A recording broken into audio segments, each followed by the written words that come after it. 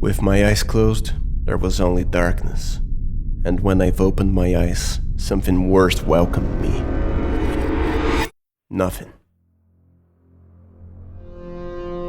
For a moment I felt I was completely blind. It should have been close to noon. Still, my world was pitch black. And the fear only got worse when I realized something was there. At first it looked like shapeless shadows, strange foggy figures. Maybe it was just my eyes struggling to adapt to the absence of light. There was no way to tell if I was alone in that place or not, for I could still see nothing. The desire to scream was not only greater than the fear of the unknown. The heavy breathing, the uncanny stillness, every sweat drop ran down my forehead, an ever-growing sensation that I was about to pass out. My heart beat, the pulsating veins hammering my every thought relentlessly, an onslaught designed to attract everything that could be lurking in the dark. The shadows, the figures, the unseen imagination. They would all see me and come to me. Still and paralyzed, how could the shadows seem darker as time passed by? Maybe my own fear disguised itself as shadows and took shape around me, a mantle of darkness. Maybe it was just that. Or maybe it was just my nerves. A scared version of myself, afraid to get a glimpse of something waiting for me to look at it. Something keen on depriving me of my vital force. But that wasn't the case.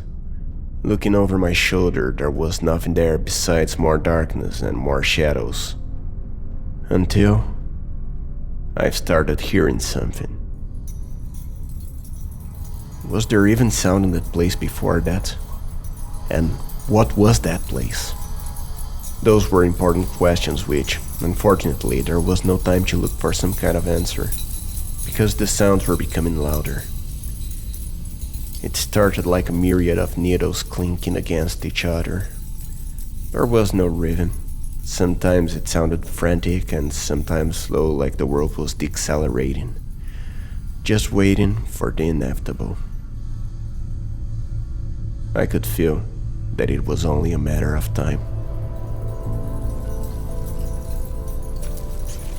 When suddenly, for the first time since I remember, I saw something. It was a small glow for its intensity, although it was very long. Like a thread slowly drawing itself on all the dark space.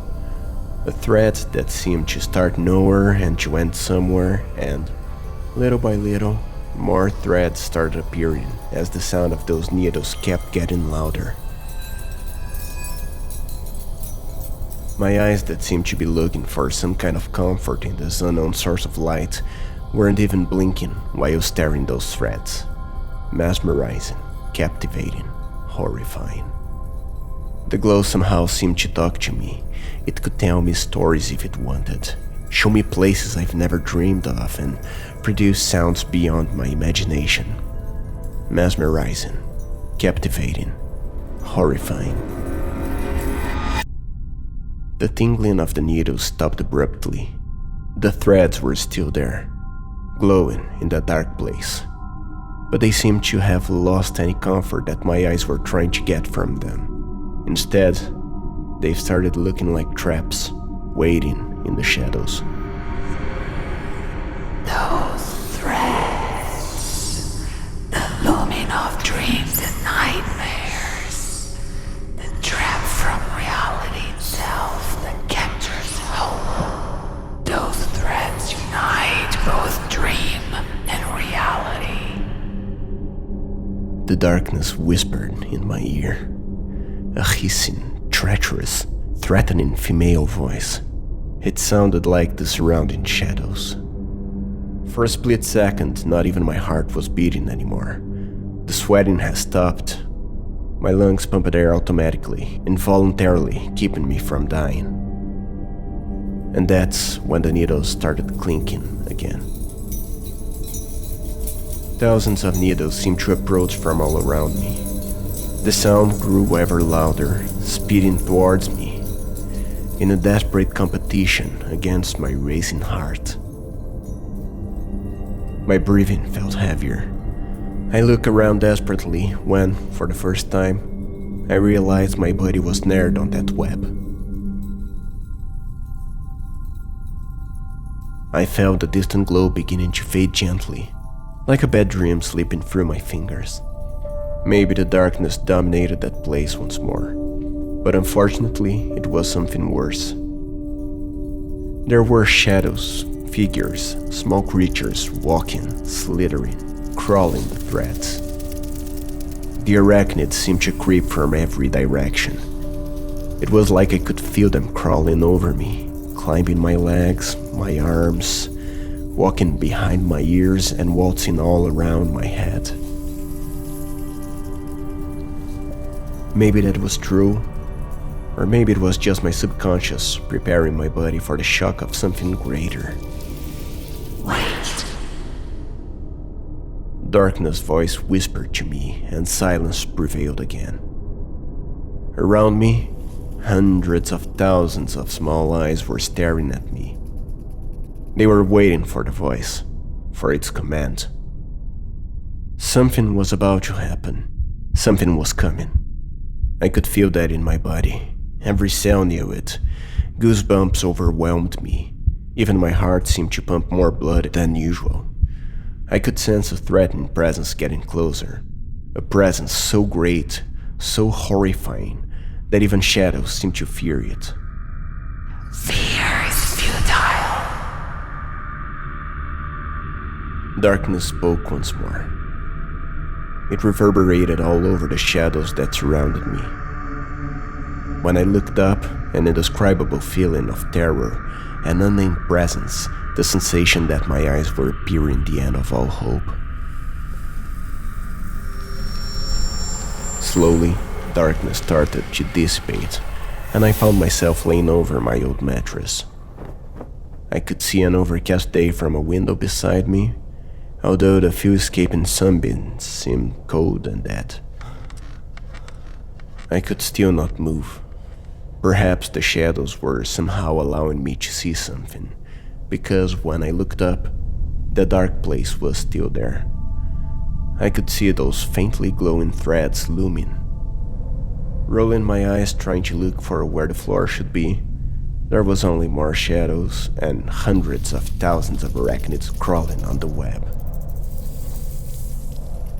Also, through the window, I started to see those narrow threads crossing all over the sky. This web seemed to drag all over the horizon, in every direction, until it reached infinity. The loom of dreams and nightmares is inexorable. When I've heard darkness speaking again, the world around me started getting devoured by the shadows once more, dripping all over my vision like black ink spilled on a white canvas. An instant fear took over. I couldn't hear my heart beat, nor I could feel the sweat running. There was actually no sign of my body. There was nothing left beside the mother of all spiders, the ruler of the web of all dreams and nightmares closing in. She said nothing. She was slowly coming towards me, every bit of time, not fast and neither slow. It felt like time itself moving, while the sound of a rain of needles echoed everywhere throughout the darkness, looming a web that trapped dreams and nightmares, which those infinity and never-ending threads captured everything from the beginning of days until the end of everything. And those arachnids, small emissaries of the end, followed their path on those threads, which were getting longer, looking for what else they captured on it, lurking in the shadows for its next prey. As I slowly looked up again, when darkness was getting greater, as the mother of all spiders was closing in, I've closed my eyes, for I feared what was about to happen.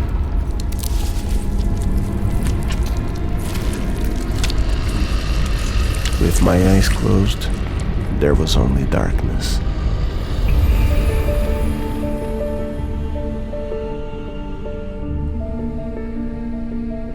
You've listened to The Thread of the End of Time, a story written by me, Danilo Battistini, narrated by me, Danilo Battistini, with additional voice from Carol Rosalino as Atlach-Nacha. Narrative consultant Fábio Barreto. The story is inspired by Cthulhu Mythos Atlach-Nacha from H.P. Lovecraft.